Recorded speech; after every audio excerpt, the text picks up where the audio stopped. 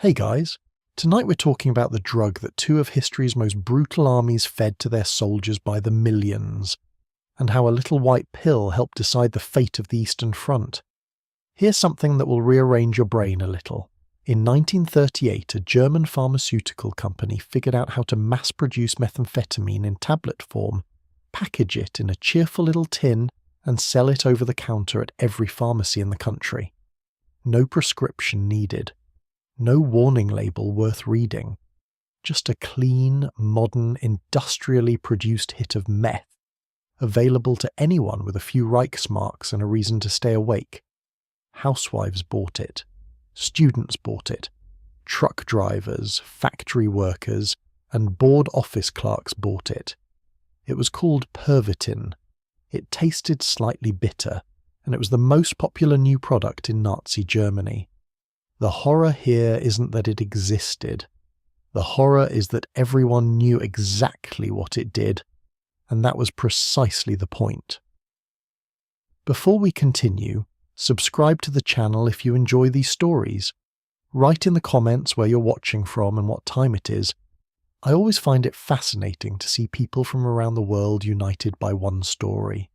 Now, back to the meth.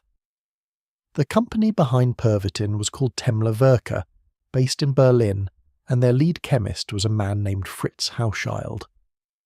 In 1937, Hauschild came across a Japanese stimulant called Philopon, itself a methamphetamine compound, and decided the Germans could do it better, cleaner, and at industrial scale. Within a year, he had synthesized a version that could be pressed into tablets, mass-produced, and shipped anywhere in the country. Temmler launched Pervitin in 1938 with a marketing campaign that would make a modern pharmaceutical executive weep with admiration. The ads promised energy, focus, mood elevation, and relief from fatigue.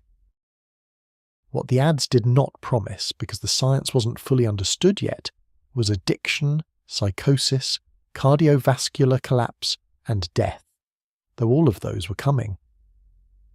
The drug hit Berlin the way cocaine hit New York in the 1970s, fast, wide, and with an almost religious enthusiasm. By 1939, Temmler was producing millions of tablets per month. The German medical establishment, which in a healthier era might have raised alarms, was operating inside a state apparatus that had other priorities. The Reich wanted a productive population. Pervitin made people productive. The logic was clean, simple, and catastrophically short-sighted. What happened next is one of those moments where you can almost see the exact second that a bad idea becomes an irreversible one. A military physician named Dr. Otto Friedrich Ranke got his hands on Pervitin sometime in late 1939 and began running experiments on university students and Wehrmacht soldiers. What he found excited him enormously. On Pervitin, men stayed awake longer, marched farther, complained less, and showed measurably faster reaction times. Their mood improved, their confidence expanded. They reported feeling invincible, which to a military planner looking at a map of Europe and calculating logistics sounded less like a side effect and more like a feature. Ranke wrote up his findings with the enthusiasm of a man who believed he had found the solution to one of war's oldest problems, the fact that human bodies need sleep, food, and rest at exactly the moments when war demands the opposite. His report landed on the desks of Wehrmacht High Command in early 1940. The timing could not have been more consequential. Germany was weeks away from launching the invasion of France and the Low Countries, an operation that would require armoured columns to drive continuously for days without stopping, infantry to march through the night, and pilots to fly multiple sorties in a single shift. Sleep was a tactical liability. Pervitin was the answer. The order went out: distribute the drug to frontline units before the offensive begins. What followed was the largest military drug operation in history up to that point. Roughly 35 million tablets of Pervitin were ordered for the Wehrmacht and Luftwaffe, in a 3-month window spanning April through July of 1940. Soldiers received them in ration packets alongside their food. The instructions were simple: take 1 tablet to maintain performance during extended operations. Take 2 if the situation demands it. The question of what happens after extended operations, or what the body does when the situation becomes a permanent condition, was not addressed. The fall of France lasted 6 weeks. Germany's armoured forces covered distances that military historians still describe as almost impossible by conventional logistical standards. Panzer divisions drove through the night, bypassed fortified positions, and appeared at locations where French and British commanders had calculated they couldn't possibly be yet. Speed was the weapon, and speed, in the spring of 1940, had a chemical component that nobody on the Allied side had accounted for. This is not to say that Pervitin won the Battle of France. It didn't. German tactical genius, Allied command failures, and sheer operational surprise were the dominant factors. But the drug smoothed the edges. It kept exhausted men moving when they should have stopped. It pushed past the biological limits that geography and weather would otherwise impose.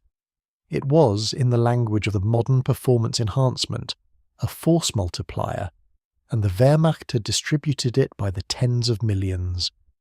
Back in Germany, civilians were still buying it freely at pharmacies.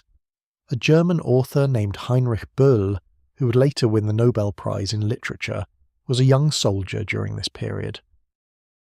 His letters home to his family mentioned Pervitin casually, the way a soldier might mention cigarettes or coffee, something consumed, something needed, something that helped get through the day. He asked his parents to send more. They sent more. This was not unusual. This was not even considered notable. An entire generation of German soldiers was being chemically maintained, and the infrastructure of that maintenance ran from the battlefield all the way back to civilian pharmacies and family kitchen tables. Meanwhile, the scientific community was beginning to notice something uncomfortable. By late 1940, a German cardiologist named Albrecht Erlenmeyer had begun collecting case reports of Pervitin-related deaths: heart attacks in young men, strokes in soldiers in their 20s, patients presenting with paranoid delusions, violent behaviour, and the specific kind of hollow-eyed collapse that anyone familiar with stimulant addiction would recognise immediately. He published a warning. The Reich Health Office took notice, not to ban the drug, but to restrict its civilian availability and reclassify it under Germany's opium law in 1941, which required a prescription for civilian purchase. The military exemption remained in place. Soldiers could still get it. Civilians now had to ask a doctor. The message this sent, whether intentionally or not, was precise. Pervitin is dangerous enough to regulate, but not dangerous enough to stop giving to the men we're sending to die. What makes this moment so darkly significant is the parallel it creates. As Germany was quietly acknowledging that its miracle pill had a body count, another massive military force was watching from across a border and drawing its own conclusions. The Soviet Union had military observers, intelligence networks, and captured German medical documents. They knew about Pervitin. They knew what it did. And they were in the middle of building their own version, one that would be deployed on the most savage stretch of contested ground in the history of warfare. The Eastern Front hadn't started yet, but the pharmacology of it was already being written. Temla-Werke kept its factories running. The Wehrmacht kept its distribution network operational, and somewhere in a Soviet laboratory, a chemist was working on a tablet that would end up in the hands of soldiers defending Stalingrad, holding trenches in temperatures that cracked rifle barrels, fighting a war so enormous and so merciless that no sober human being could have endured it without help. The pill that started as a diet product had become a military instrument. It had already reshaped one campaign. It was about to be tested on a scale that nobody, not Ranker, not Hauschild, not the generals who signed the distribution orders, had imagined when they first pressed those little tablets out of a mould in a Berlin factory. The war was coming, the drugs were ready, the soldiers weren't. To understand why any army would hand methamphetamine to its soldiers, you first have to understand what those soldiers were actually walking into. The Eastern Front was not a battlefield. It was a planetary disaster that happened to involve human beings. Stretching from the Arctic Circle down to the Black Sea, nearly 3,000 kilometres of contested ground.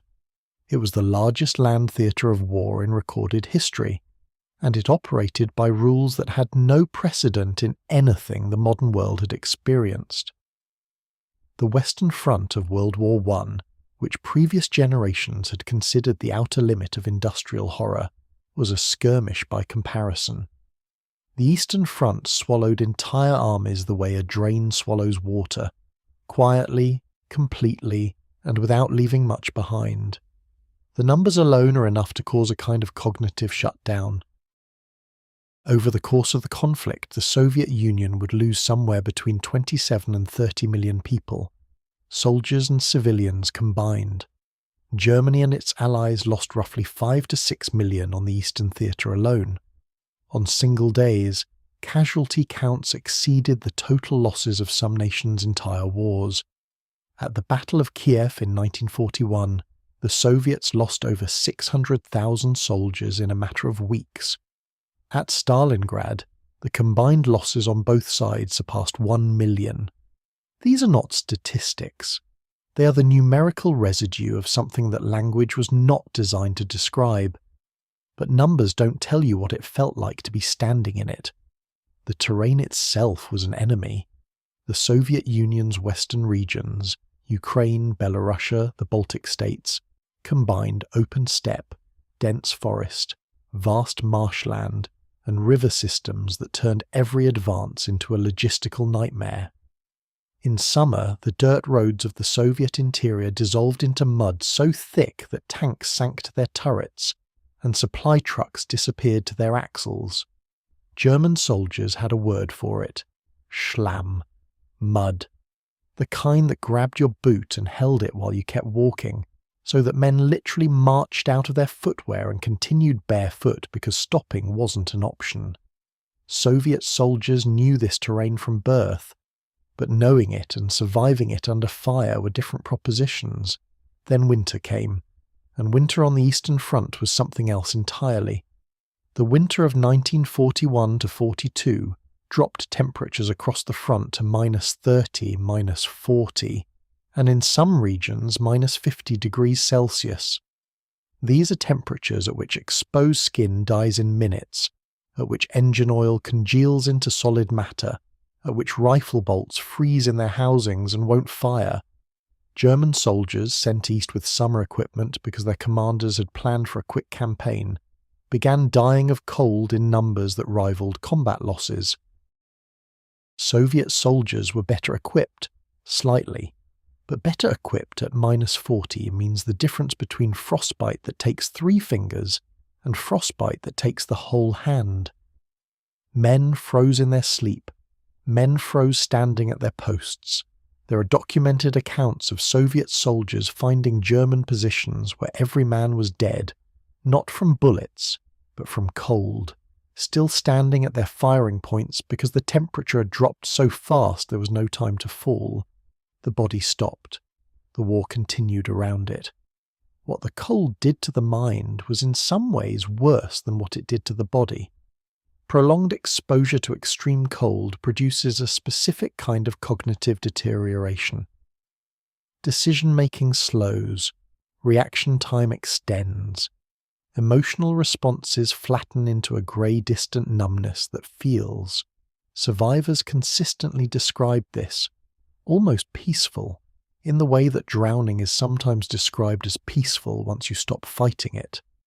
Soviet military psychologists, the ones who survived long enough to write reports, documented widespread dissociative states among frontline soldiers, cases where men stopped responding to orders not out of defiance, but because the mental machinery needed to process and respond had simply gone offline.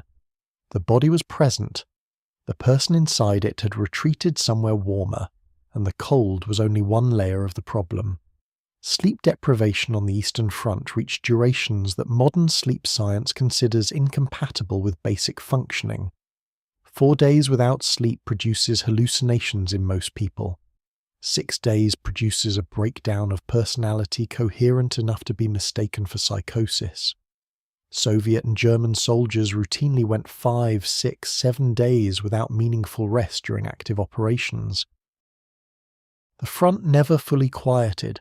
Night raids, artillery harassment, and the constant threat of infiltration meant that even periods designated as rest were interrupted every hour or two by gunfire, alerts, or the simple animal terror of knowing that something lethal was nearby in the dark.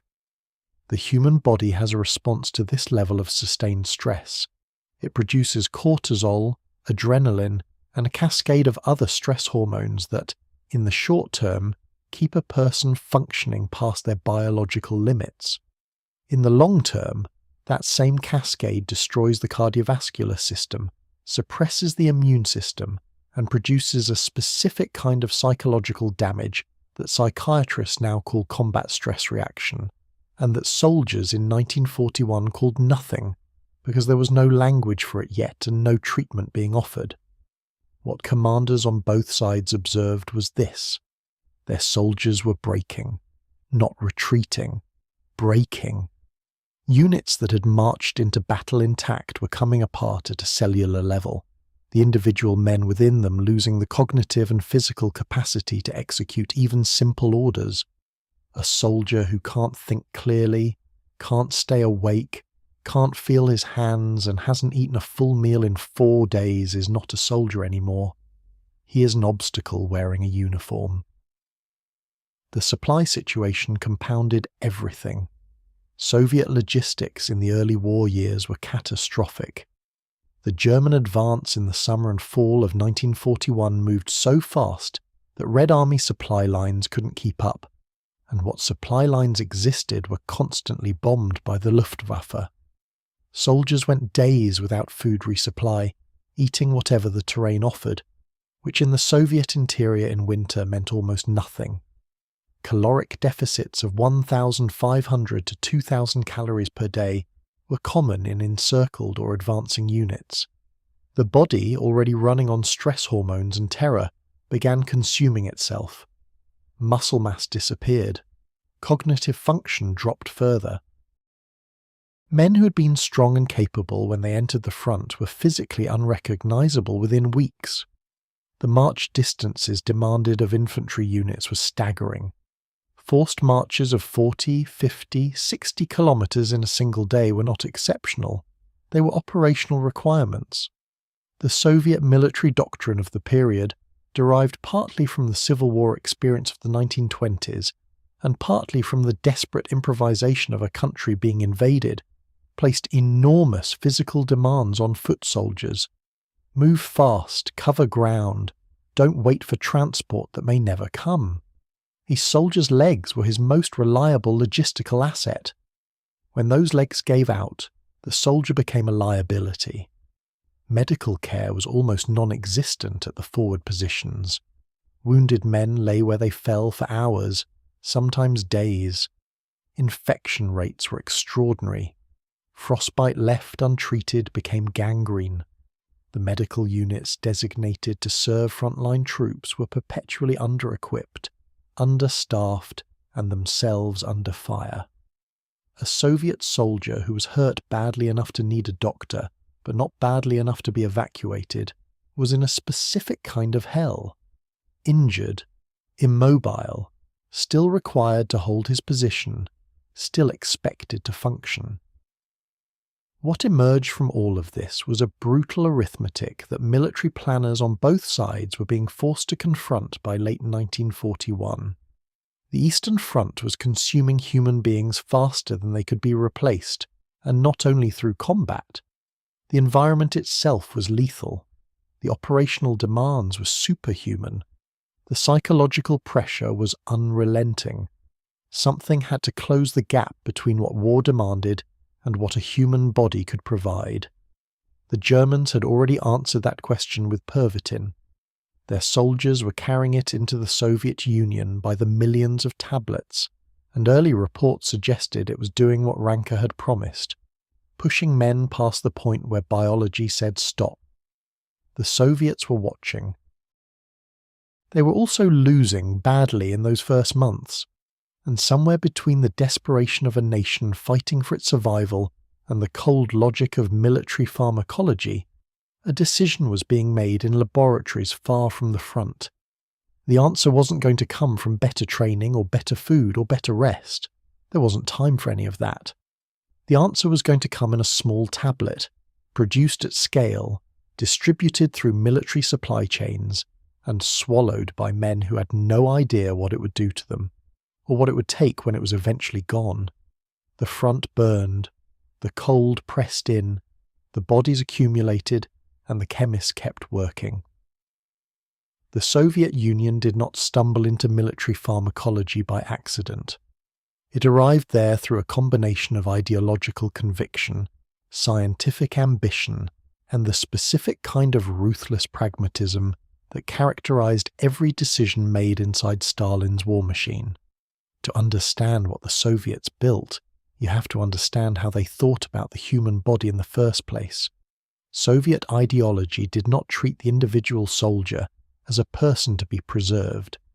It treated him as a unit of productive and military capacity, a biological resource to be allocated, optimized, and if necessary expended in the service of the collective. This wasn't cruelty for its own sake. It was a coherent worldview, one in which the individual was always subordinate to the system, and in which science existed primarily to serve state objectives. If science could make a soldier more effective, then science was obligated to do so.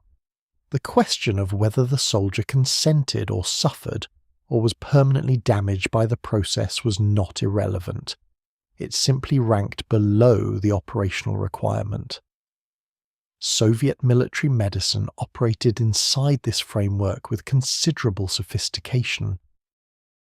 The Red Army's medical and pharmacological research apparatus was larger and better funded than most Western observers understood at the time.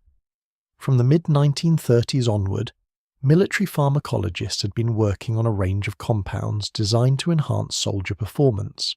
Stimulants, analgesics, anti-fatigue agents, and substances intended to blunt the psychological impact of combat.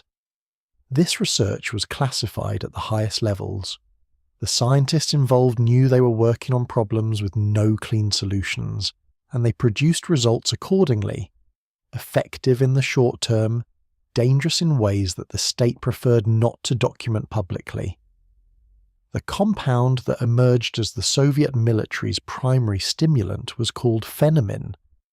Phenamine was the Soviet pharmaceutical name for amphetamine sulfate, a close chemical cousin of the methamphetamine in German Pervitin, similar enough in its effects that the practical difference on a battlefield was largely academic.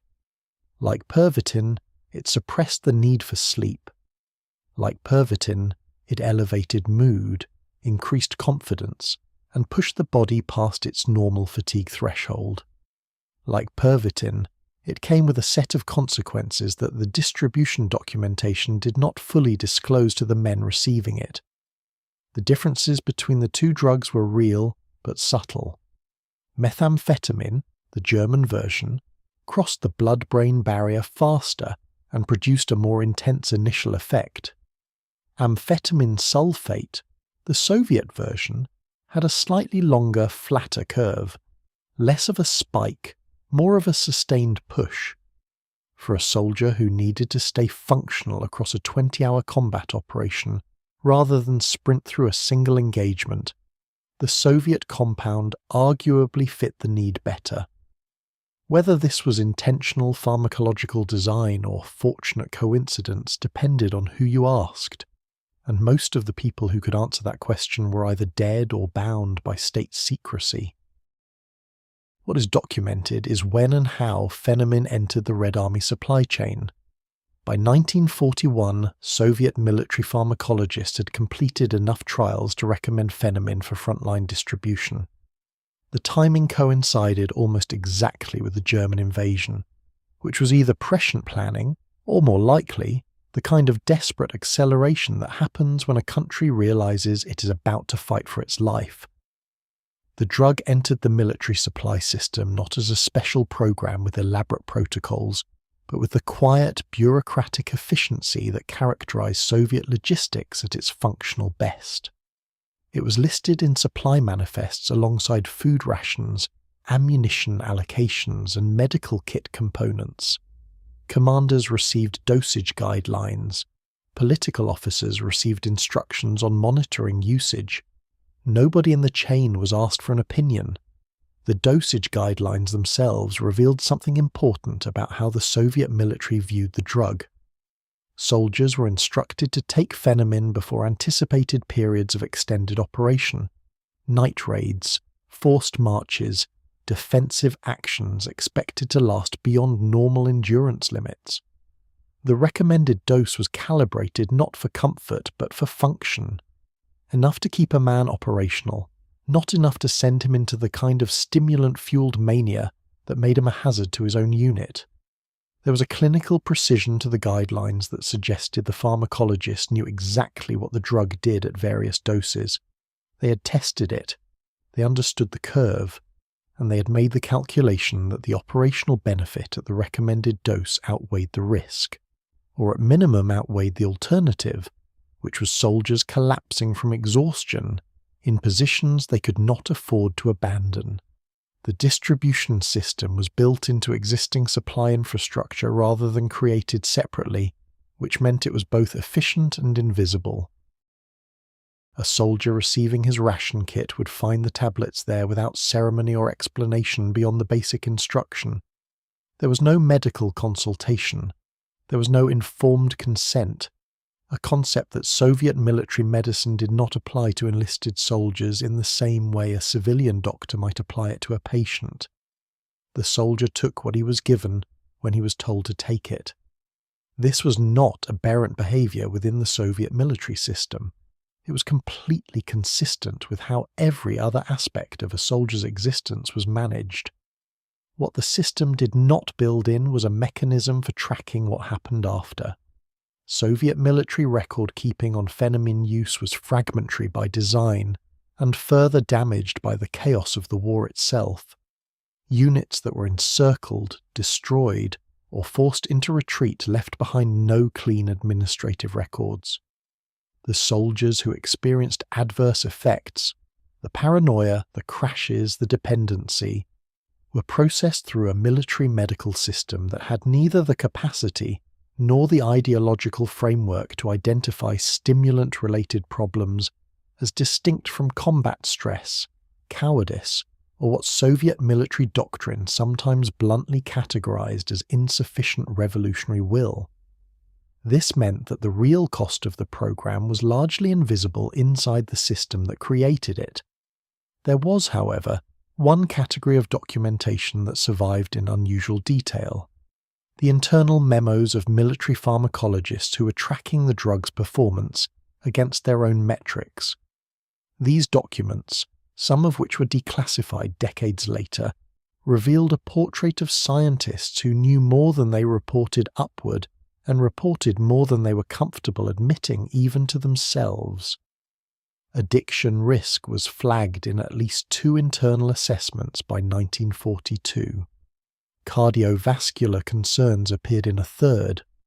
One pharmacologist wrote a memo recommending a reduction in distribution frequency to prevent dependency formation.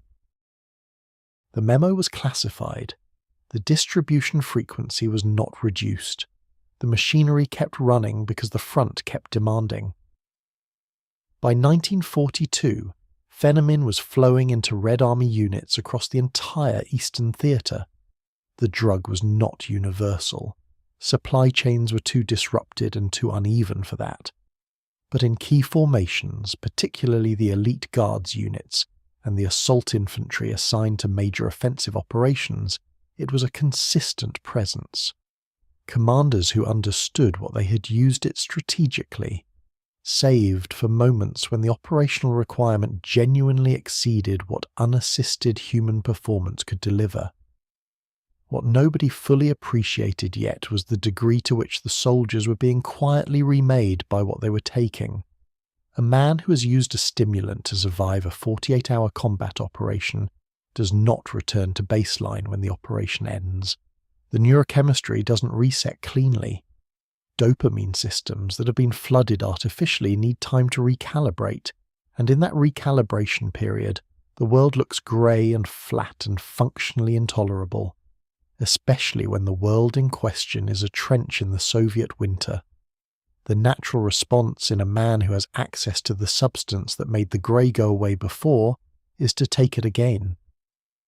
The Soviet military had distributed a solution to a tactical problem and simultaneously planted the seed of a different problem, one that would take years and many ruined lives to fully surface. Stalin's pharmacy was open. Business was good.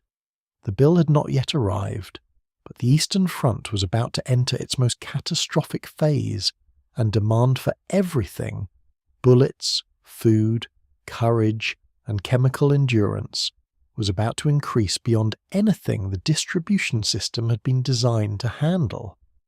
The men carrying those tablets in their ration kits were walking toward Stalingrad, toward Kursk, toward the most violent, sustained ground combat in human history. What the drug did to them inside that violence, and what it left behind when the violence finally stopped, was a story that the Soviet state would spend the next 50 years trying not to tell.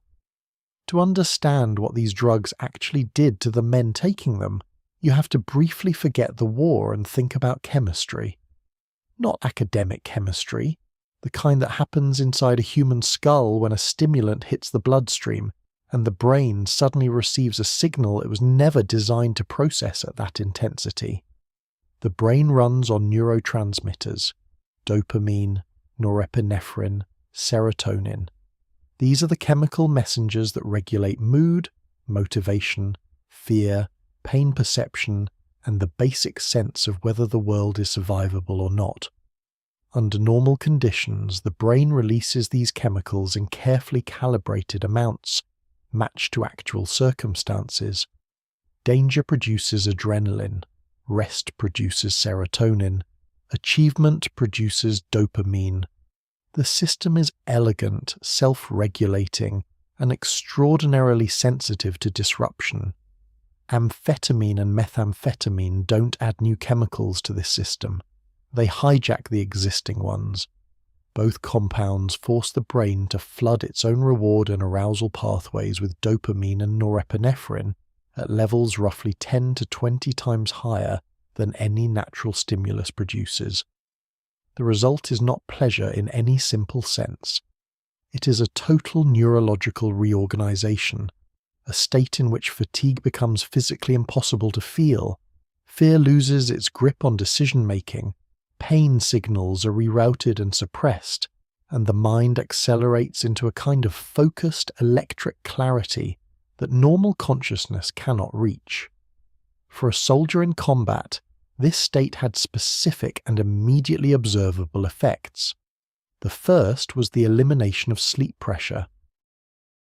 A man who had been awake for 30 hours and was beginning to hallucinate from exhaustion could take Pervitin or Phenamine and within 30 minutes feel as alert as if he'd slept 8 hours. The fatigue wasn't gone. The biological debt was accumulating invisibly. But the sensation of fatigue vanished completely. Men who should have been physically incapable of continuing simply continued. The body was running on borrowed neurochemistry, and the loan was going to be collected eventually, but on a battlefield where the next hour mattered more than the next month, borrowed was good enough. The second effect was the suppression of fear. This one is harder to quantify, but consistently documented in both German and Soviet accounts. Soldiers on stimulants described a strange emotional flattening. Not courage exactly, but the absence of the visceral terror that normally accompanies incoming artillery, machine gun fire, or close quarters combat. The amygdala, the brain's threat detection center, was still receiving the same signals, but the emotional weight attached to those signals was dramatically reduced. A man could watch a shell land 20 meters away and register it as information rather than terror. He could advance across open ground under fire and feel something closer to irritation than mortal dread. This was not bravery. It was pharmacological indifference to death, and it was extraordinarily useful for the specific task of getting men to do things that every survival instinct in their bodies was screaming at them not to do. The third effect was the amplification of aggression. Norepinephrine, flooded into the system at stimulant doses, produces a state of heightened arousal that in a combat context translated into something between focused ferocity and uncontrolled violence. Soldiers on Pervitin were documented attacking positions that sober tactical assessment would have identified as suicidal. Soviet soldiers on Phenamine conducted night raids of a ferocity that their own commanders found difficult to explain. The drug removed the internal moderating voice, the part of the mind that calculates odds and says this is not a good idea, and replaced it with a forward-only momentum that was terrifying to face and catastrophic to sustain. German field reports from the early Eastern Front campaigns described soldiers who had taken Pervitin before an assault, moving with an almost mechanical relentlessness, continuing to advance through wounds that would have dropped an unmedicated man, responding to injury with confusion rather than pain, fighting until the body gave out rather than until the mind decided it had had enough. Soviet NKVD reports, the internal security documents that tracked unusual battlefield behavior, noted similar patterns in Red Army units where Phenamine use was confirmed. Soldiers exhibiting what the reports described as abnormal persistence in the face of losses and reduced responsiveness to standard withdrawal signals. Translated out of bureaucratic language, this meant they wouldn't stop when they should have stopped. But the drugs didn't only affect individuals. They changed the collective behavior of units in ways that commanders found both useful and deeply unsettling. A platoon of men on stimulants operates differently from a platoon of sober soldiers. Decision-making accelerates, sometimes usefully, sometimes disastrously.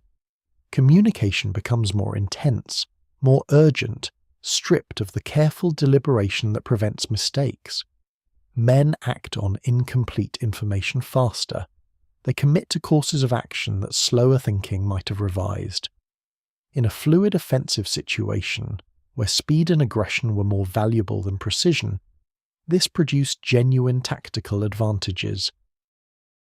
In a defensive situation requiring patience, careful positioning, and the discipline to hold fire until the right moment, stimulant-influenced troops were a liability. The Germans discovered this the hard way during defensive operations in late 1941. Units that had been chemically accelerated through weeks of offensive action found themselves suddenly required to stop, dig in, and hold static positions against Soviet counterattacks. The Pervitin that had made them unstoppable in advance made them erratic and impulsive in defense. Men fired too early, giving away positions. Night patrols became aggressive rather than observational, generating contact that the broader tactical situation called for avoiding. Officers reported difficulty controlling subordinates who seemed physically incapable of the stillness and patience that defensive warfare required. Then came the part that nobody had put in the original distribution guidelines: the crash. When amphetamine or methamphetamine clears the system, typically 12 to 24 hours after ingestion, though the timeline varies with dose and individual metabolism, the brain finds itself in a state of profound chemical deficit. The dopamine and norepinephrine that the drug forced into the synaptic gaps are depleted. The receptors that received them, overstimulated for hours, have temporarily downregulated, reduced their own sensitivity in a protective response. The result is a biological valley, a state of exhaustion depression, cognitive fog, and emotional fragility that is in almost every measurable way worse than the state the drug was taken to address. For a civilian, the crash meant a bad day. Fatigue, irritability, the craving for more. For a soldier on the Eastern Front, the crash was a tactical emergency. The men who had been advancing fearlessly, fighting through wounds, ignoring cold and hunger, making fast decisions with electric confidence. Those same men, 12 to 20 hours later, were barely functional. Their hands shook, their concentration fractured. Simple tasks required enormous effort, and the emotional flatness that the drug had created inverted into its opposite. Anxiety, paranoia, a hair-trigger agitation that made them dangerous to themselves and to the men around them. Soviet medical records, or fragmentary as they were, documented cases of soldiers in the crash phase being reported for cowardice, desertion, or mental breakdown, when what they were actually experiencing was pharmacological withdrawal. Some were disciplined, some were shot. The system had no category for what was happening to them, so it processed them through the categories it had, with the brutal efficiency that Soviet military justice applied to everything. The German system was no gentler and no more accurate in its diagnosis. What both sides were discovering, through the bodies of their own men, was a truth that should have been obvious from the beginning. You cannot chemically override the human body's limits without those limits reasserting themselves later, harder, and at a moment you cannot control. The debt the drugs created was always going to be paid. The only question was when, and how, and by whom. The answer, playing out across thousands of kilometers of frozen Soviet landscape, was by everyone, all at once, in the middle of a war that had no room for biological reckonings.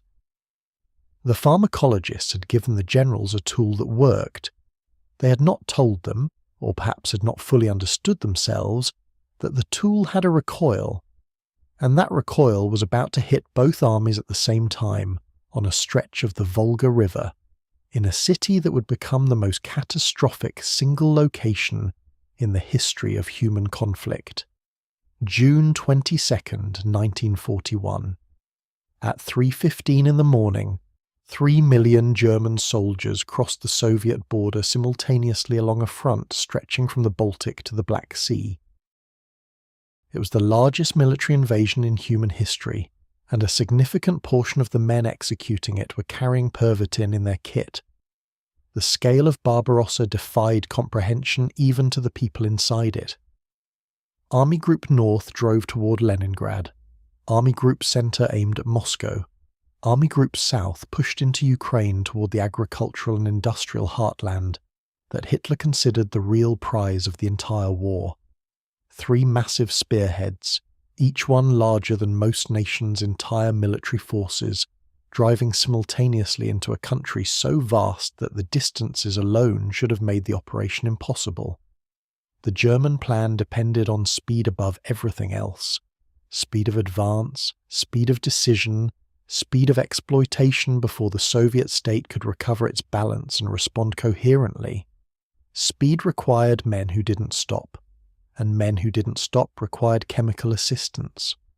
Wehrmacht medical officers had distributed Pervitin to frontline units in the days before the invasion, with instructions calibrated for a fast campaign. The assumption built into the distribution schedule was that the war would be over in 8 to 12 weeks.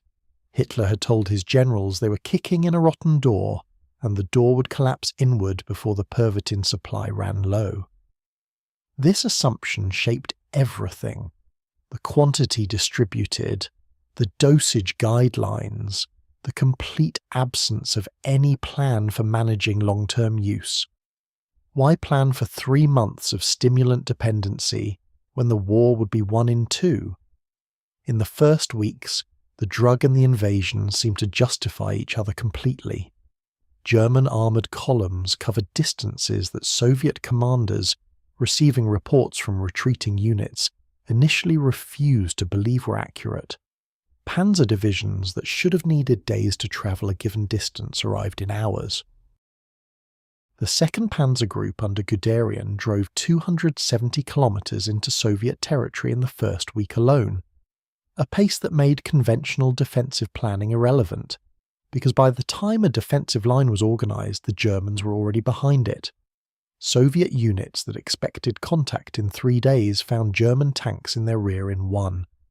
The collapse in those first weeks was so rapid and so total that entire Soviet armies ceased to exist not through destruction, but through encirclement, their supply lines cut, their command structures severed, their soldiers simply trapped and unable to move. Behind this extraordinary momentum was a force that ran, in significant part, on methamphetamine. German infantry, required to keep pace with the armoured spearheads, marched at speeds that regimental logs recorded with a kind of stunned precision. 50 kilometres in a day, then 50 more. Men who fell out from exhaustion were left by the road, not because their commanders were callous, though some were, but because the operational tempo simply didn't allow for waiting. The ones who kept going were keeping going on stimulants, on the particular chemical state in which the body's protest signals are rerouted, and the legs continue moving because the brain has temporarily lost the ability to register that they should stop. The Luftwaffe's consumption was equally staggering and equally documented. Pilots flying multiple sorties in a single day were using Pervitin to compress what should have been recovery time between missions into something they could push through. A fighter pilot's cognitive demands are extraordinary. Spatial awareness, split-second decision-making, the physical endurance of sustained G-forces, and all of these degrade sharply with fatigue. Pervitin delayed that degradation.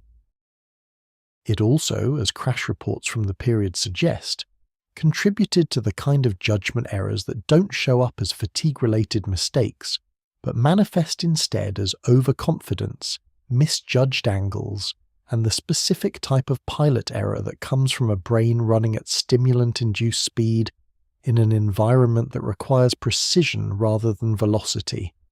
Some of those pilots didn't come back. The cause recorded in their files was combat loss. By August 1941, the invasion had produced results that seemed to validate every decision made in its planning, including the pharmacological ones. Army Group Center had encircled and destroyed Soviet forces at Minsk and Smolensk in consecutive massive battles. The encirclement at Kiev in September trapped and ultimately captured or killed over 600,000 Soviet soldiers, the largest encirclement in military history. From the outside, and certainly from Wehrmacht headquarters, the campaign looked like the clean, fast victory Hitler had promised. The rotten door was collapsing. Then October arrived, and with it, the mud. The autumn rains turned the Soviet road network, never robust, into something that could not technically be called roads anymore. The German advance, which had been moving at speeds that seemed to compress distance into irrelevance, slowed to a crawl and then stopped. Supply lines that had been stretched to their limit by the pace of advance now broke entirely. Ammunition, fuel, food, and Pervitin sat in supply depots hundreds of kilometers behind the front, because the trucks carrying them were buried to their axles in mud that had no intention of releasing them. The men at the front waited, and while they waited, the Pervitin ran low. This was the moment the medical establishment's optimistic distribution math collapsed. The campaign was supposed to be over. Instead, it was stalled in the mud with winter approaching and the supply lines broken. Units that had been running on stimulants for months were now facing the prospect of operating without them, and the timing could not have been worse. The crash that the drug always produced was arriving precisely when the front demanded maximum performance, when the Soviet counteroffensive outside Moscow was beginning to gather force, when temperatures were dropping toward the lethal range, when the Wehrmacht needed its soldiers most capable and instead found them most depleted. The medical reports filtering back to Berlin in late 1941 carried a new and alarming vocabulary. soldiers were described as unable to concentrate. Decision latency, the time between receiving an order and executing it, had increased measurably in affected units. Mood disorders were widespread. Commanders reported a generalized listlessness in troops who weeks earlier had been almost supernaturally energetic, a withdrawal of initiative that expressed itself in small ways. The failure to improve a position, the reluctance to patrol, the tendency to sit rather than act. None of these reports used the word withdrawal. The military medical system didn't have that framework. But the picture they collectively painted was unmistakable to anyone who understood what the drug had been doing and what happened when it stopped. What made this moment genuinely catastrophic was its intersection with a Soviet decision that changed the war. Stalin, who had spent the summer in a paralyzed state of shock following the invasion, had by autumn recovered enough to make one of the most consequential military decisions of the entire conflict. He ordered his best remaining formations, Siberian divisions trained for cold weather warfare, fresh and unblooded, transferred from the Far East to the Moscow front. These troops arrived just as the German advance was stalling in the mud and cold, just as the Pervitin supplies were running thin, just as the Wehrmacht's chemically extended soldiers were entering their biological valley.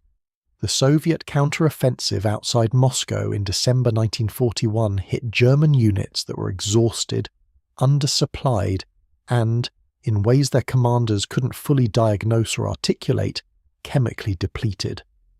The Germans held, barely, but the dream of a quick campaign that would end before the drugs ran out died in the snow outside Moscow.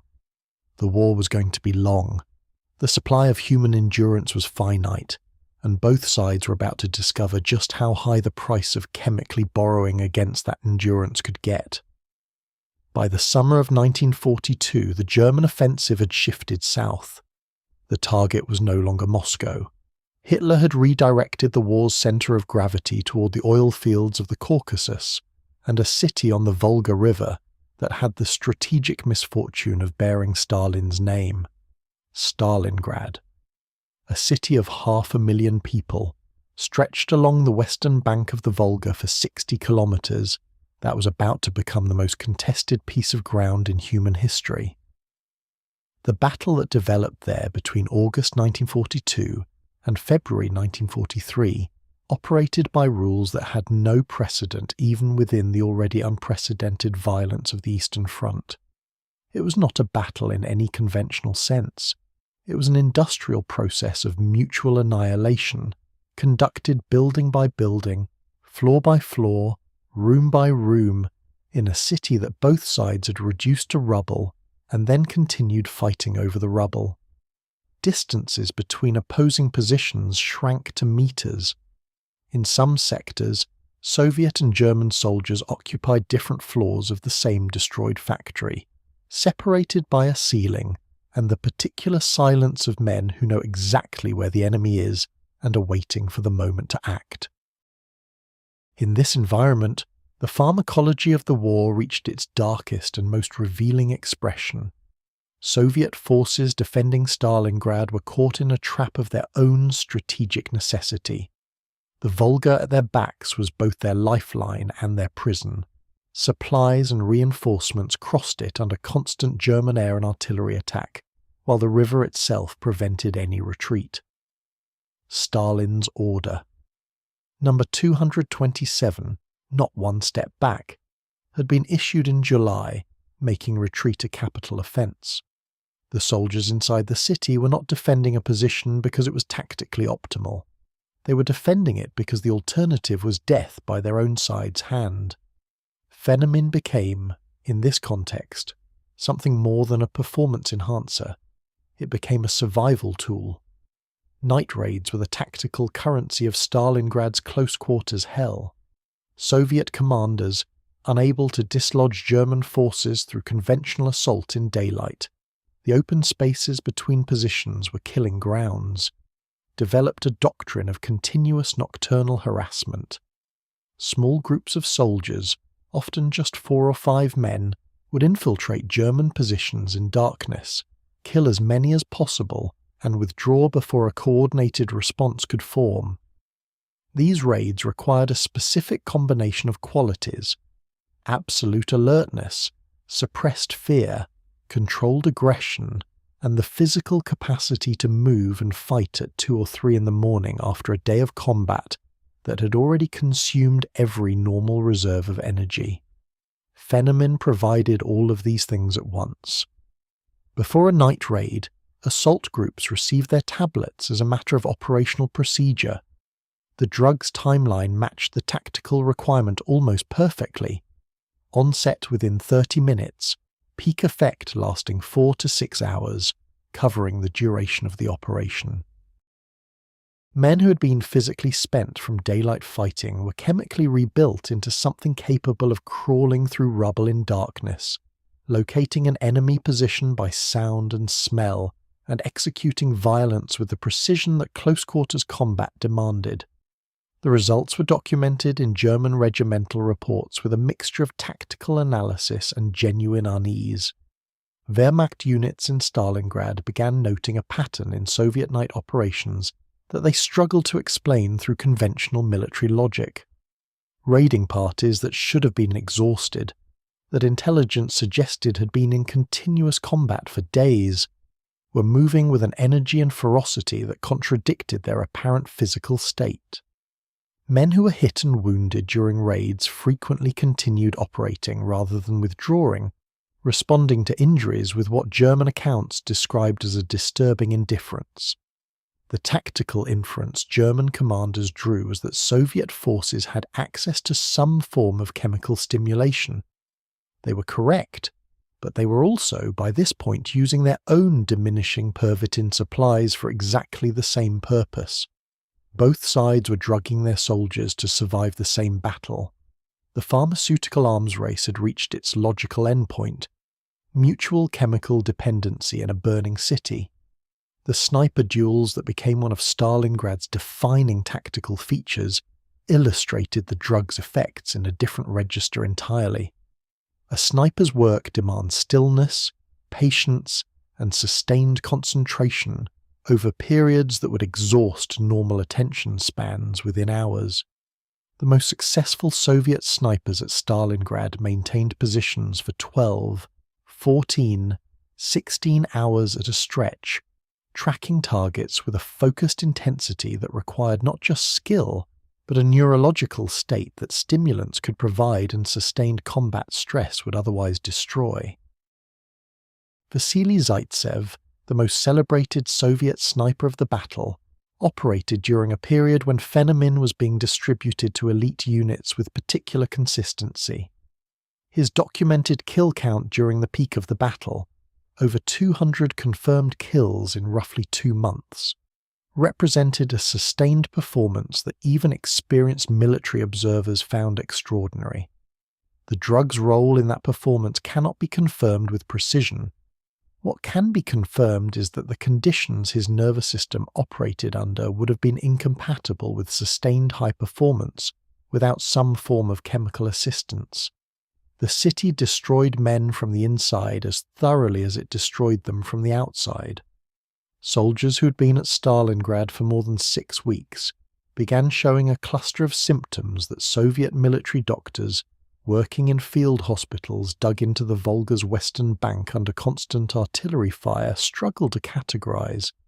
Extreme emotional volatility, men who had been calm and effective suddenly becoming unpredictably violent or catatonic, inability to sleep even during rest periods, paranoid ideation that expressed itself as accusations against fellow soldiers, physical tremors, the complete inability to tolerate silence, which for many men manifested as a compulsion to create noise, talking continuously, tapping, moving, that drove their immediate companions to violence. Some of these symptoms were combat stress, some were the accumulated neurological damage of weeks in conditions no human nervous system was designed to endure, and some, a portion that the military medical system was not equipped to identify and was not inclined to investigate, were the direct consequence of sustained stimulant use cycling through periods of administration and withdrawal over and over in men whose neurochemistry was being progressively dismantled by the combination of the drug and the environment. The NKVD records for Stalingrad period contain a statistic that appears unremarkable in isolation, but becomes sinister in context. The number of Soviet soldiers shot for cowardice or desertion during the battle was substantially higher in units with confirmed Phenamine distribution than in comparable units without it. The official interpretation was that stimulant-enhanced units were used in more extreme operations and therefore faced more extreme disciplinary situations. The alternative interpretation, that some of those men were experiencing stimulant psychosis or severe withdrawal and were executed for symptoms rather than choices, was not one that the Soviet military justice system had any mechanism to consider. They died with the wrong diagnosis stamped on their files. The battle ended in February 1943 with the surrender of the German Sixth Army. 91,000 survivors from a force that had numbered 300,000 at the battle's start. The Soviet victory was total and strategically decisive. It marked the point at which the war's momentum shifted permanently, the moment after which Germany would never again hold the strategic initiative on the Eastern Front. What the victory reports did not record was the human pharmacological cost inside the winning army. The men who had taken Phenamine to survive Stalingrad carried something out of that city that the drug had installed in their nervous systems, a recalibrated chemistry, a dependency that expressed itself differently in different men but expressed itself in all of them. Some craved the drug consciously. Some experienced its absence as a depression so profound they couldn't name it. Some had developed cardiovascular damage that wouldn't kill them for years, but was already written into the walls of their hearts. The city was liberated. The men were not entirely. There is a moment in the arc of every stimulant-dependent system, biological, military or otherwise, when the debt becomes due, not gradually, not with warning. All at once, in the worst possible circumstances, at the moment the system can least afford to pay. For the Wehrmacht, that moment arrived in the winter of 1941-42, outside Moscow, when supply lines collapsed and the Pervitin pipeline dried up. For Soviet forces, it arrived in uneven waves throughout the war, whenever logistics broke down and Phenamine rations didn't reach the front. But the mechanics were identical regardless of which side experienced them, because the biology was identical. What the crash did to a German soldier in a frozen trench outside Rzhev was the same thing it did to a Soviet soldier in a ruined factory basement in Stalingrad. The drug didn't care about ideology. The first sign was always sleep. Not normal sleep, the annihilating, catastrophic unconsciousness of a nervous system that had been denied rest for days and was now collecting everything it was owed in a single uncontrollable collapse. Men fell asleep standing at their posts. They fell asleep mid-meal, face dropping into whatever passed for food that day. They fell asleep during artillery barrages, which in any other context would have been physiologically impossible. The noise alone should have kept a man awake. But the neurological shutdown was so total that even incoming fire couldn't penetrate it. German unit commanders reported soldiers who required physical violence to wake during the winter crisis of 1941-42, men who could be shaken, slapped, and shouted at without response, who were technically alive but operationally absent, Soviet political officers whose job included monitoring the psychological state of their units, filed reports during supply disruptions that used language revealing in its frustration. Soldiers described as previously reliable were suddenly non-functional. Men who had conducted night raids with precision 2 weeks earlier were now unable to complete a basic patrol without stopping to rest. The political officers interpreted this through their ideological framework: wavering commitment, insufficient revolutionary spirit, and in some cases referred men to military tribunals for what was clinically a withdrawal syndrome. The physical symptoms were extensive and in the context of a war, militarily catastrophic. Beyond the sleep collapse, men in stimulant withdrawal experienced severe muscle weakness, the kind that makes carrying a rifle feel like carrying a construction beam. Fine motor control deteriorated sharply, which in practical terms meant that soldiers couldn't operate their weapons with the precision combat required. A man whose hands are shaking from neurochemical depletion cannot aim accurately. He cannot handle a grenade with the care that grenades demand. He cannot perform the mechanical manipulations required to clear a weapon jam under fire. These are not minor inconveniences. In combat, they are death sentences, for the soldier and potentially for the men around him. The cognitive deterioration was in some ways the most dangerous aspect of all. Decision-making under stimulant withdrawal operates at a reduced capacity that is difficult to observe from the outside but devastating in its effects. The affected soldier can receive information, process it, and formulate a response. But the entire sequence runs slowly. The conclusions arrived at are frequently incorrect, and the confidence with which bad decisions are made is often indistinguishable from the confidence that good decisions should produce. This is the particular cruelty of the cognitive crash. It impairs judgment while simultaneously impairing the metacognition required to recognize impaired judgment. The soldier doesn't know he's thinking badly, he just thinks. German tank commanders, whose role required rapid situational assessment and decisive action under extreme time pressure, were especially vulnerable to this specific failure mode. Panzer operations in the fluid fighting of the Eastern Front demanded the kind of fast, accurate tactical reading that even at full cognitive function was extraordinarily difficult. A tank commander in withdrawal, eyes gritty, concentration fractured, operating on 3 hours of collapsed sleep after days of stimulant extended wakefulness, was making decisions that looked coherent from the outside, but were built on foundations that the drug had quietly eroded. After-action analyses of several costly German armoured engagements from the winter of 1941-42 identify command decisions that experienced officers reviewing the records found inexplicable, choices that violated basic tactical principles in ways that suggested something other than simple battlefield confusion. Nobody wrote Pervitin withdrawal in the official analysis. Nobody had the framework for it. But the pattern was there for anyone who understood what they were looking at. The emotional dimension of the crash created its own category of military crisis. The neurochemical valley produced by stimulant depletion generates a depressive state that, in its acute phase, is clinical in intensity. Not sadness, actual depression, the kind that robs motivation at its source and makes the future feel not threatening but simply irrelevant. Soldiers experiencing this state stopped maintaining their equipment. They stopped eating when food was available. They stopped performing the small, automatic behaviors of self-preservation that keep a soldier alive in the margins, checking their position, monitoring their surroundings, responding to auditory cues. They sat. They stared.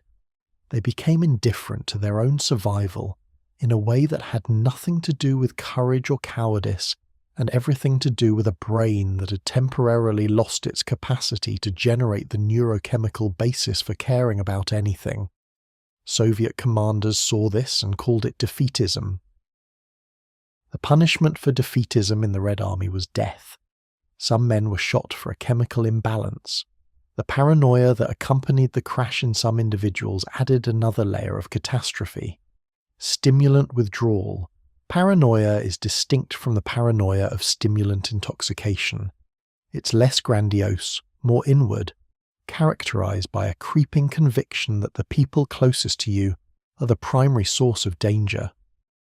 In a military unit, where survival depends on trust between men in immediate proximity, withdrawal paranoia was corrosive in a way that enemy action rarely managed. men stopped sharing information with their immediate comrades. They began misinterpreting normal communications as threats. In several documented cases from both German and Soviet sources, withdrawal-related paranoia produced violence within units, soldiers attacking their own side, not from deliberate treachery, but from a neurological state in which the distinction between friend and enemy had become genuinely unclear. The military term for soldiers who attack their own side is fratricide. The actual cause in these cases was pharmacological. The records called it something else. What both armies discovered, through accumulated disaster rather than systematic study, was that stimulant dependency had restructured their forces in ways that went far beyond individual soldiers. Units that had been chemically accelerated for extended periods developed a collective operational tempo calibrated to stimulant-enhanced performance. Their tactics, their expectations, their entire way of operating had been built around capabilities that the drug provided and baseline human biology could not sustain. When the drug was removed, the unit didn't return to its pre-drug baseline.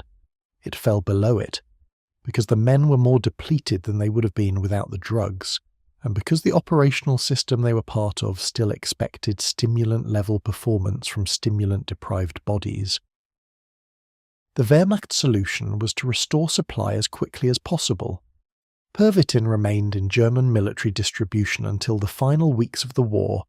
The dosage guidelines quietly revised upward over time as tolerance accumulated, and the same effect required larger quantities. The Soviet solution was characteristically blunt. Push through the crash with discipline, political pressure, and the threat of consequences severe enough to override the neurochemical bottom. Neither solution addressed the underlying problem. Both solutions made it worse. The crash was not a side effect of the military drug programs. It was their inevitable second act, delayed, disguised, and distributed across enough individual soldiers and enough separate incidents that neither side ever had to confront it as a systemic failure. It remained invisible inside the general catastrophe of the war, each broken soldier absorbed into casualty statistics that already contained more horror than anyone was equipped to process. The debt was being paid, in the currency of men. Behind every military drug program is a medical establishment that either failed to understand what it was enabling or understood precisely and chose to continue anyway. On the Eastern Front, the evidence points overwhelmingly toward the second option. The doctors knew, they wrote it down, and then they kept signing the distribution orders. Dr. Otto Friedrich Ranke was the most important medical figure in the German military's relationship with Pervitin, and his personal history with the drug is a case study in the specific corruption that happens when scientific intelligence is placed entirely in service of institutional power. Ranke was not a stupid man. He was not a careless one. His early research on Pervitin was methodologically rigorous by the standards of the period, his observations precise, his conclusions carefully argued. He genuinely believed, in 1940, that he had found something that could solve one of warfare's oldest problems. That belief was not unreasonable given what he knew at the time. What makes his story darkly instructive is what he did as his knowledge expanded. By 1941, Ranke's private correspondence, letters to colleagues, internal notes, drafts of reports that never reached their final form, revealed a man who was accumulating uncomfortable information and managing it with considerable administrative skill. He noted dependency formation in soldiers who had used Pervitin across extended campaigns. He observed cardiovascular irregularities in men who had been on the drug for months. He documented the crash in clinical language precise enough to constitute a diagnosis, describing the post-stimulant state as a performance deficit of significant tactical concern in one memo and as something considerably more alarming in private letters to a physician colleague that were not intended for official circulation. The official reports that reached Wehrmacht High Command contained none of this. What Ranke submitted upward was a carefully edited version of his findings, one that preserved the operational case for Pervitin while quietly burying the evidence that was accumulating against it. Dependency risks were described as manageable with appropriate dosage discipline. Cardiovascular concerns were framed as affecting a small minority of users with pre-existing conditions.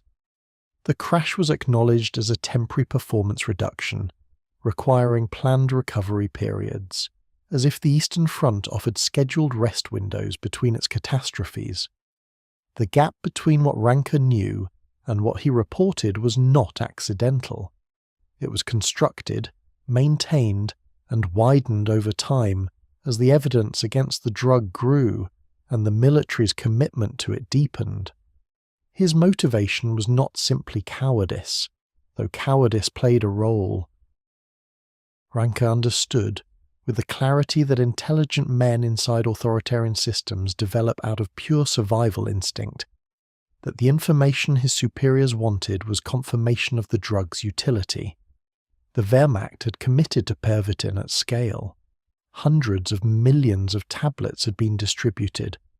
The operational doctrine of several major campaigns had been built around the capabilities the drug provided. To walk into that institutional momentum with a report saying the drug was destroying the men it was supposed to enhance was not a career risk. In Nazi Germany, in wartime, it was potentially a lethal one. Ranke chose his survival over his soldiers' welfare and dressed the choice in the language of scientific nuance. It was a very German kind of moral failure, precise, documented, and completely deniable. The Soviet medical establishment committed a different version of the same crime. Soviet military pharmacologists operated inside a system where the relationship between science and state power was even more explicit and even more dangerous than in Germany. Under Stalin, scientists who produced inconvenient findings did not face career consequences. They faced the possibility of arrest, labor camps, or execution. Outcomes that had befallen enough prominent Soviet scientists in the 1930s to make the message unmistakably clear. Research conclusions were not purely scientific outputs. They were political statements, and political statements that contradicted state priorities had a way of becoming evidence of sabotage or enemy collaboration. In this environment, the internal memos that Soviet pharmacologists produced about Phenamine's risks were acts of bureaucratic courage that stopped well short of the courage actually required. A 1942 internal assessment flagged addiction risk in soldiers using Phenamine across operations lasting more than 2 weeks. The authors recommended rotating distribution, periods of use followed by mandatory abstinence, to prevent dependency formation. The memo was classified at the level that ensured it would be read only by people who already knew the problem existed and had already decided not to address it. A second assessment in 1943 documented cardiovascular complications in a sample of soldiers with extended Phenamine exposure. Its recommendations included dosage reduction and enhanced medical monitoring of at-risk users. Neither recommendation was implemented at scale. The document was filed. The distribution continued unchanged. What the Soviet pharmacologists understood, and what their careful, hedged, bureaucratically deniable language expressed without ever stating directly, was that they were operating inside a system that had already made its decision. The soldier was a resource. The drug made the resource more effective in the short term. The long-term cost was a problem for a future that the state was not certain would exist, given that the war might yet be lost. In that calculus, the memos were gestures, professional due diligence performed for the historical record in case anyone survived to read it. Someone always survives to read it.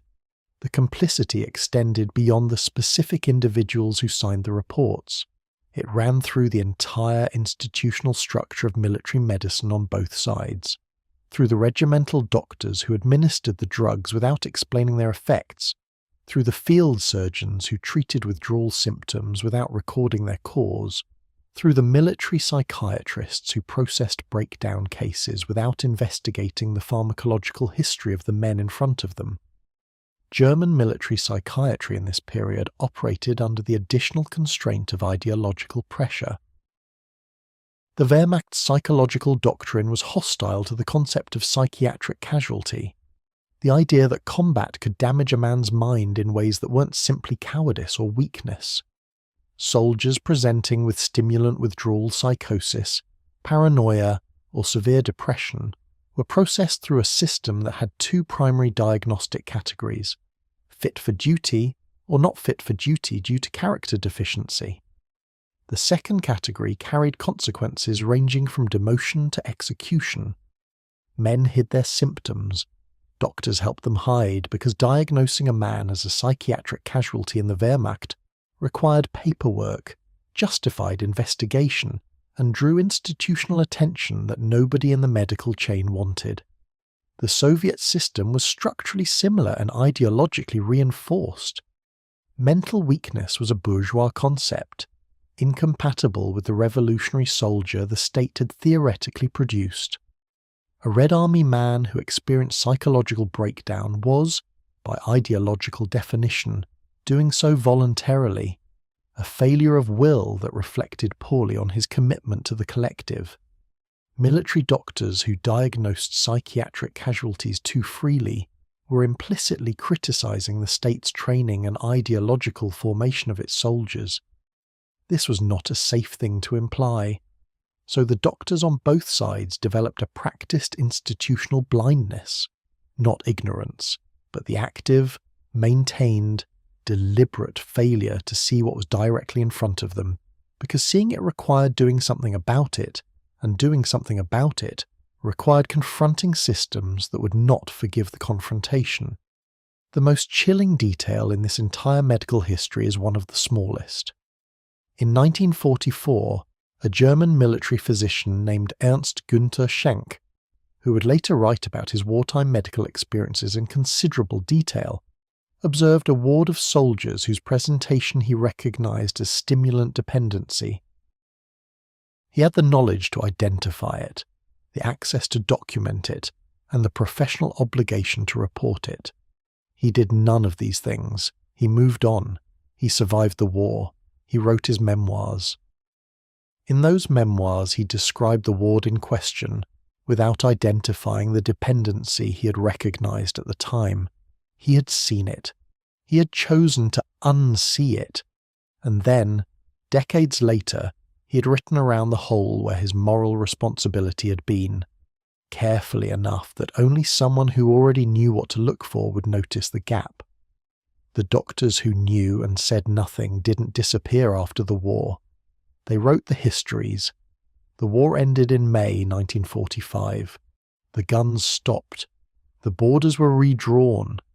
The surviving soldiers, German, Soviet, and every nationality caught between them, began the process of returning to a world that had continued existing without them. What nobody had planned for, on either side, was that a significant portion of those men were bringing something home that had no place in peacetime and no name in civilian language. The dependency didn't end with the armistice, it travelled. In Germany, the collapse of the Third Reich produced a specific kind of chaos that was ideal for hiding a drug problem inside a larger catastrophe. Cities were rubble. The administrative state had ceased to function. Millions of people were displaced, starving, or both. In this environment, a veteran who couldn't sleep, who shook when he sat still, who needed something chemical to feel functional, was invisible. Not because nobody cared, but because the scale of visible suffering was so enormous that invisible suffering had nowhere to register. The man sitting in the corner of a bombed-out apartment, cycling between agitation and collapse, was simply one more broken thing in a country made entirely of broken things. German veterans who had used Pervitin through extended campaigns came home with neurochemistry that had been fundamentally restructured by years of stimulant exposure. The brain's dopamine system, repeatedly flooded at artificial levels, adapts to that flooding by reducing its own baseline output and the sensitivity of its receptors. This adaptation, which is the physical mechanism of tolerance, doesn't reverse quickly when the drug stops. In men who had used Pervitin for 2, 3, 4 years of continuous military service, the adaptation was profound. Their brains had literally rewired themselves around the drug's presence. Without it, the world was grey in a way that went beyond mood, a flatness of perception, a reduction of pleasure and motivation, and the basic drive to engage with life that was neurological rather than psychological. Many of these men found their own solutions, and post-war Germany, despite its devastation, had solutions available. The pharmaceutical industry had not stopped operating during the war. Temmler-Werke continued production. Other manufacturers produced similar compounds. The legal status of methamphetamine in post-war Germany was initially ambiguous. The Allied occupation authorities had more pressing concerns than pharmaceutical regulation, and German civilian infrastructure was too damaged to enforce much of anything consistently. Veterans who knew what they needed and knew where to get it could often find it. The civilian market absorbed what the military distribution network had produced, and the transition from soldier to addict happened quietly, without official acknowledgement, in apartments and pharmacies across a country that was too busy rebuilding its physical infrastructure to notice what was happening to its people's nervous systems. The Soviet situation was different in form but identical in substance. Soviet veterans returned to a country that had a specific ideological framework for what they were supposed to be, heroes of the great patriotic war, tempered by sacrifice, elevated by victory, ready to rebuild the socialist motherland with the same collective determination that had defeated fascism.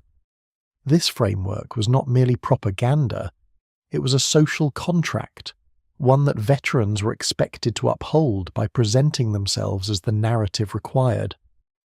A veteran who was struggling with addiction, who experienced violent episodes he couldn't control, who couldn't hold employment because his nervous system wouldn't cooperate with regular schedules, was not just a personal failure. He was a contradiction of the state story about what the war had produced. The Soviet response to this contradiction was institutional erasure. Medical records from the late 1940s and 1950s show veterans presenting to Soviet healthcare facilities with symptom clusters that any modern addiction specialist would recognize immediately. Severe insomnia, chronic depression punctuated by episodes of explosive anger, inability to maintain stable relationships or employment, physical symptoms including cardiovascular irregularities, tremors, and the specific nutritional deficiencies associated with years of appetite suppression from stimulant use. Soviet doctors, working inside a system that had no official category for stimulant addiction in veterans, processed these men through whatever diagnostic framework was available. Depression became neurasthenia. Addiction became character weakness. Violent episodes became behavioral disorder of unknown origin. Treatment was minimal because the diagnosis was wrong, and the diagnosis was wrong because the correct diagnosis was politically unacceptable. To formally identify a wave of stimulant-addicted veterans would have required acknowledging that the Soviet military had systematically administered addictive substances to its soldiers, a fact that contradicted the official heroic narrative and implicated the state in the damage done to the men it was simultaneously celebrating. The state chose the narrative. The men paid for that choice in the specific currency of untreated addiction, lost years, destroyed families, early deaths from cardiovascular disease, and the slow unravelling of lives that the war had not managed to end outright, but the drugs had quietly undermined. The families absorbed the cost that the medical system refused to acknowledge. Wives of veterans on both sides described husbands who came home as strangers, not the emotional estrangement of combat trauma, though that was present too, but a specific behavioural volatility that followed recognisable patterns. Periods of unusual energy and productivity, during which the man seemed almost like his former self, followed by crashes of immobility and darkness that could last days or weeks. Explosive anger triggered by stimuli that bore no rational relationship to the reaction they produced. An inability to tolerate routine that expressed itself as restlessness, risk-taking, and the constant need for intensity that normal domestic life couldn't provide. These were the signatures of a nervous system trained by years of stimulant use to operate at a certain level of chemical intensity, now perpetually seeking to return to that level through whatever means were available. Some men found it in alcohol, which interacted with their already damaged neurochemistry in ways that accelerated the deterioration. Some found it in the black market trade in pharmaceutical stimulants that existed in both post-war Germany and the Soviet Union, sustained by demand that official medicine refused to acknowledge. Some simply burned through the people around them until there was nobody left. The children of these veterans grew up inside the wreckage without knowing what had built it. A German child growing up in the 1950s with a father who raged without warning, who disappeared into periods of hollow withdrawal, who was present physically but absent in every way that mattered, had no framework for understanding the pharmaceutical history behind what they were experiencing. Their father was a veteran. Veterans were damaged.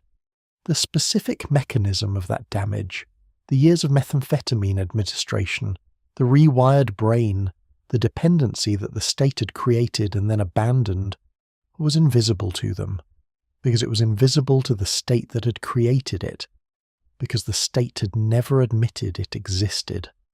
Soviet children had the additional burden of growing up inside a narrative that demanded gratitude for what these men had done. The war was sacred. The veterans were heroes. To observe that your hero father was breaking your mother's furniture and spending the family's food money on something that made his hands stop shaking was to commit a kind of cultural heresy. A failure to properly honour the sacrifice that the state had decreed must be honoured above all else.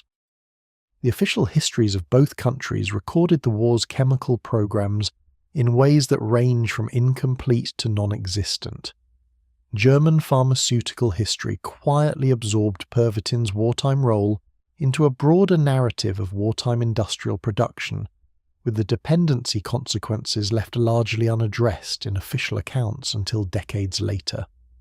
The Soviet Union simply classified the relevant records.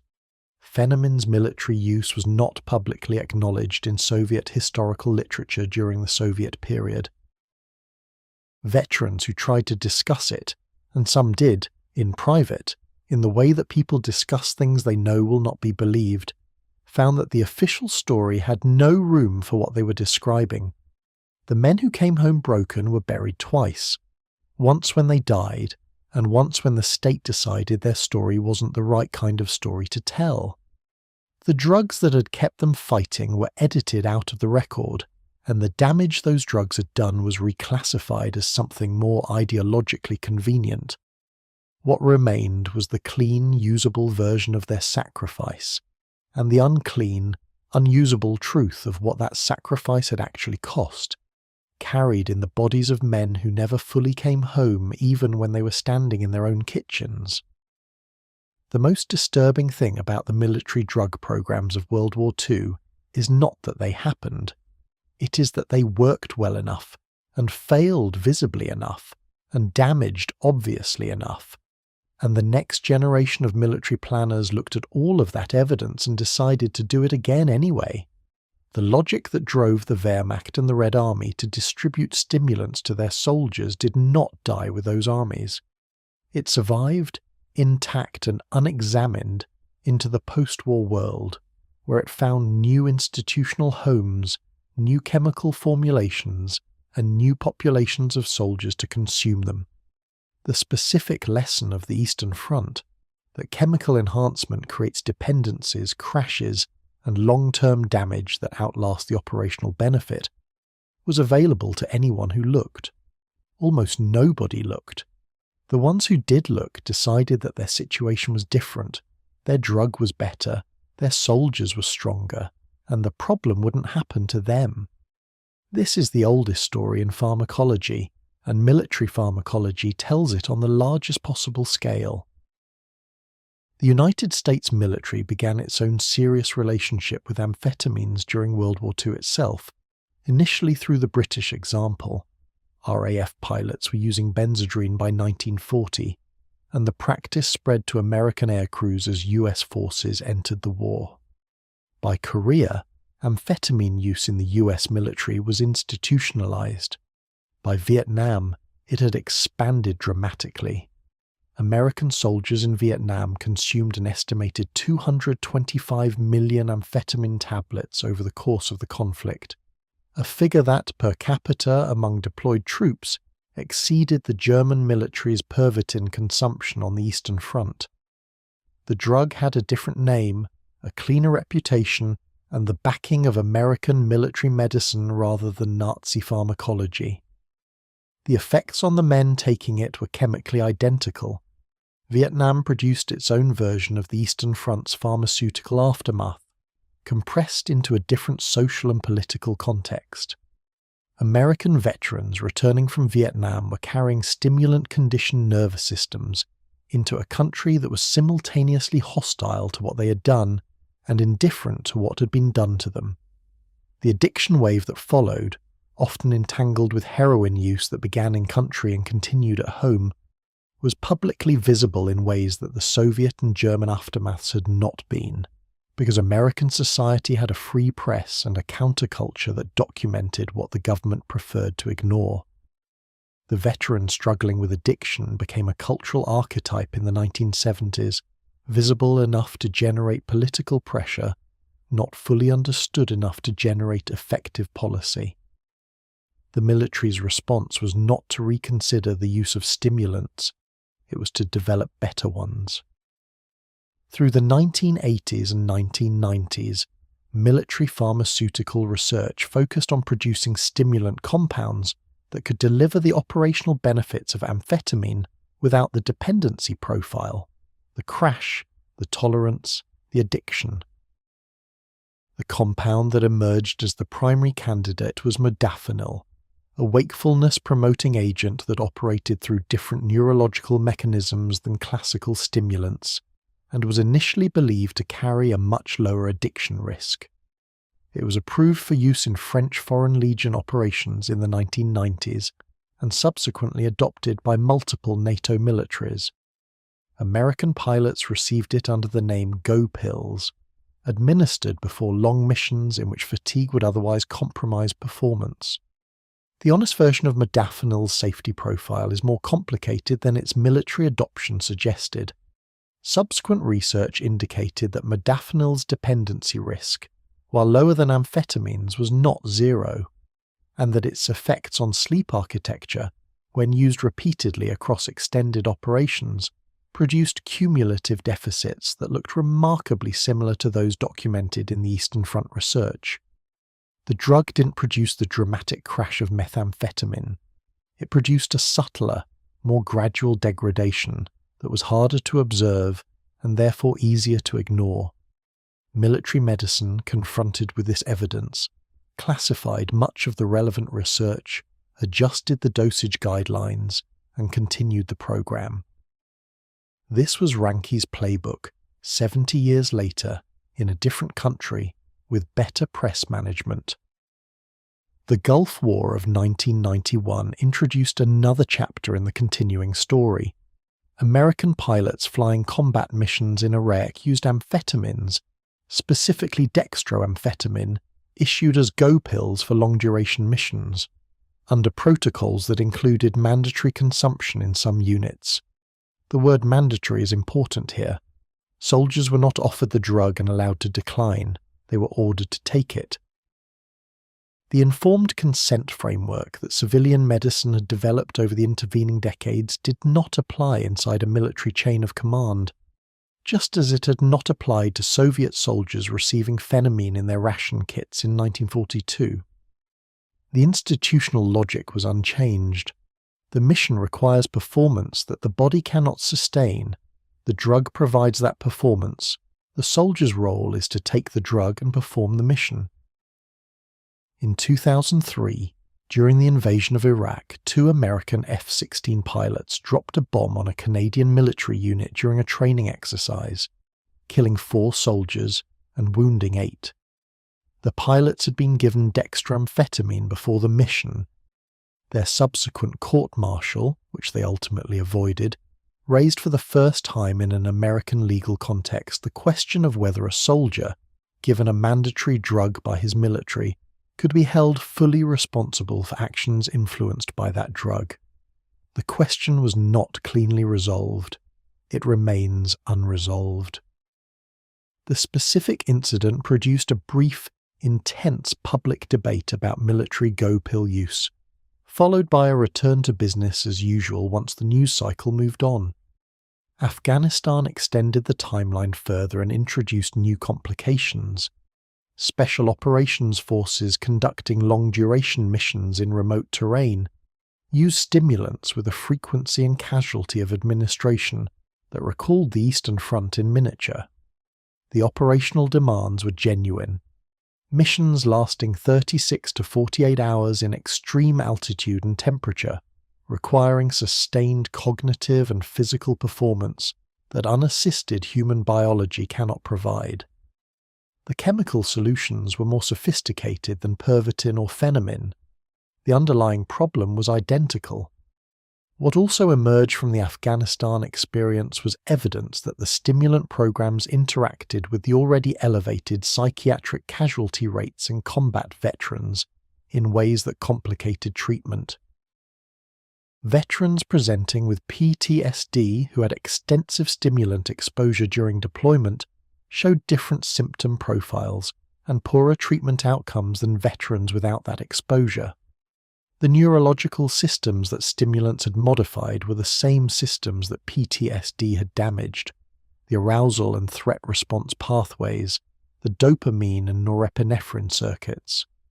2 assaults on the same neurological infrastructure, producing damage that was harder to separate, harder to treat, and easier to misdiagnose. Military medicine documented this, adjusted some protocols, continued most programs. Beyond the Western military experience, the story extends into conflicts and contexts that rarely appear in the same historical frame as the Eastern Front, but share its essential pharmacological logic. North Korean and Chinese forces during the Korean War used stimulants in documented instances. Various African conflicts from the 1990s onward involved fighters, often child soldiers, given amphetamine compounds before combat, a practice that combined the Eastern Front's military logic with a moral obscenity that the Eastern Front at least didn't include deliberately targeting children. ISIS fighters in Syria and Iraq consumed Captagon, a compound related to amphetamine, in quantities that battlefield captures documented extensively, with effects on combat behaviour that observers described in terms nearly identical to the German accounts of Pervitin-influenced soldiers in 1941. The drug changes. The pattern does not. What all of these cases share, from Ranke's 1940 report to the F-16 incident over Afghanistan, to the Captagon tablets in ISIS ammunition caches, is the same fundamental equation. War demands more than human beings can provide, drugs temporarily close the gap, and the cost of closing the gap is paid later by the people who closed it. The equation has never produced a different result. It has been run in different languages, on different continents, with different chemicals under different flags, and the result is always the same: broken men, hidden records, officially sanctioned damage that the institution denies until it can no longer be denied, and then acknowledges in language so carefully calibrated that accountability never quite attaches to anyone. The Eastern Front is not a historical curiosity about a war that ended 80 years ago. It is the most extensively documented version of something that is still happening, in research programs, in operational deployments, in the pharmaceutical development pipelines of military research agencies that are right now working on the next generation of performance-enhancing compounds that will be cleaner, safer, and better than the last ones. They said that about Pervitin too. The soldiers on the Eastern Front, German and Soviet alike, were not experiments. They were people, with families and names and futures that the war and the drugs together consumed. The pharmacologists who developed the compounds that went into their ration kits, the doctors who signed the distribution orders, the generals who built operational plans around chemically extended human performance, none of them faced meaningful accountability for what they created.